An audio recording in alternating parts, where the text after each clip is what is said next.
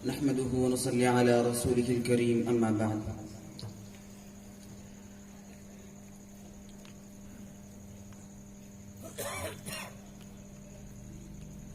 یہ بات آیا ہے دنیا پر ہم پھول بھی ہے تلوار بھی ہے.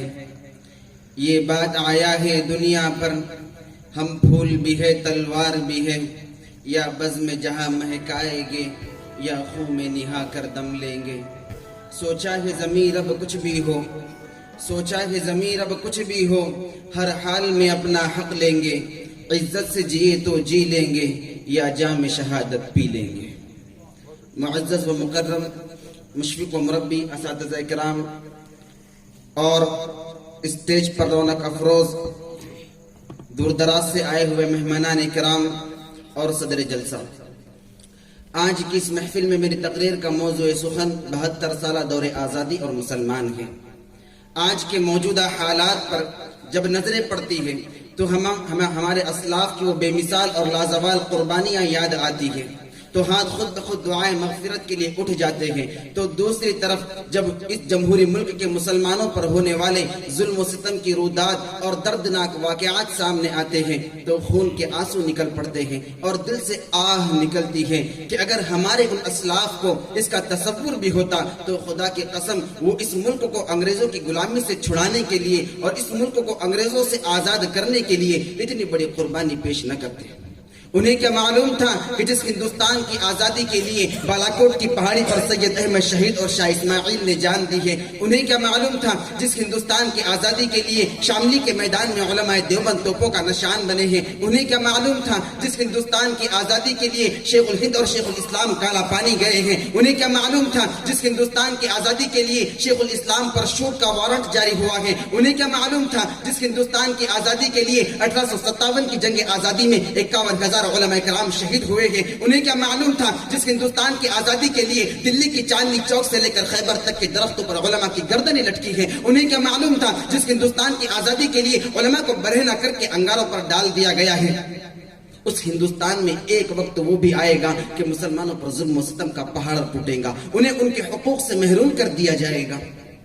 ملت اسلامیہ کے غیور فرزندوں, اس ملک کو آزاد ہوئے 72 سال ہو چکے ہیں اور اس 72 سالہ دور آزادی میں ارباب اقتدار نے مسلمانوں کے ساتھ کس طرح غیر مساویانہ رویہ اختیار کیا ہے اور ظلم و استبداد کے کون سے ہتھیار استعمال کیے ہیں, اس کی درد بھری داستان ہے. سینکڑوں فسادات کی تاریخ میرے سامنے ہے جسے یاد کر کے کلیجہ منہ کو آتا ہے, زبانیں گم ہو جاتی ہیں, پیروں تلے سے زمین کھسک جاتی ہے کہ ہائی یہ کیسی آزادی ہے. ہمارا جان و مال محفوظ نہیں ہے, ہماری عزت و آبرو پر شبخوں مارے جا رہے ہیں, ہمارے حقوق کو پامال کیا جا رہا ہے, ہماری آبادیوں کو ویران بنایا جا رہا ہے, ہمارے مساجد اور مکاتب کو مسمار کیا جا رہا ہے, ہمارے مدارس اور خانقاہوں پر بنیاد پرستی کا الزام تھوپا جا رہا ہے, دینی مدارس پر بنیاد پرستی کا الزام تھوپا جا رہا ہے, قبرستانوں پر غاصبانہ قبضے کیے جا رہے ہیں, قربانی پر پابندی لگائی جا رہی ہے, لاؤڈ اسپیکر پر اذان کے خلاف مقدمہ بازی ہو رہی ہے, خدائی قانون اور قرآنی دستور مسلم پرسنل لا میں ترمیم کی کوشش کی جا رہی ہے.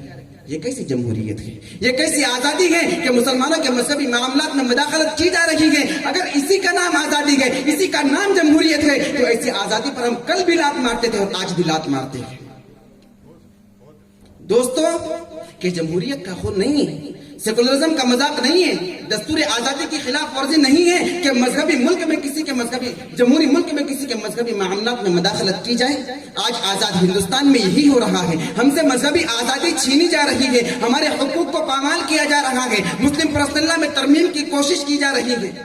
ہم حکومت کے ایوانوں تک یہ آواز پہنچا دینا چاہتے ہیں اور زمام اقتدار کو آگاہ کر دیتے ہیں کہ مسلمان سب کچھ برداشت کر سکتا ہے مگر مسلم پرسنل لا میں ذرہ برابر مداخلت برداشت نہیں کر سکتا. ہم اپنی جانوں کی بھیٹ چڑھا دیں گے مگر اٹل خدائی قانون اور قرآنی دستور مسلم پرسنل لا میں ترمیم نہیں ہونے دیں گے. زمین پھٹ سکتی ہے, آسمان ٹوٹ سکتا ہے, سورج بے نور ہو سکتا ہے, مگر مسلم پرسنل لا میں ذرہ برابر تبدیلی نہیں ہو سکتی. دوستو, آج جمہوریت کے نام پر مسلمانوں کا مذاق اڑایا جا رہا ہے. ہمارے حقوق کو پامال کیا جا رہا ہے، جنگ آزادی کے کارناموں سے ہمارے ناموں کو نکالا جا رہا ہے۔ میں ان لوگوں تک یہ آواز پہنچانا چاہتا ہوں جن کے ہاتھوں میں زمام اقتدار ہے کہ اگر وہ لوگ اپنی بدماشیوں سے باز نہ آئے اور ہمارے حقوق کو یوں ہی پامال کرتے رہے تو اسے بھی یاد رکھنا چاہیے کہ ہم انہی شیران اسلام اور سرفروشان خیر الانام کے سچے جانشین اور حقیقی وارث ہیں جنہوں نے ہندوستان کی تاریخ بدل ڈالی تھی۔ ایک بار ہم بھی بدل کر دیکھیں گے۔ تجھے مبارک و حکمرانی، مخالفت بھی ہم نہ کریں گے۔ تجھے مبارک و حکمرانی، مخالفت بھی ہم نہ کریں گے۔ اگر شریعت پہ ہاتھ ڈالا نہ تم رہو گے نہ ہم رہیں گے۔ وآخر دعوانا الحمدللہ رب العالمین۔ محترم سامعین گرامی،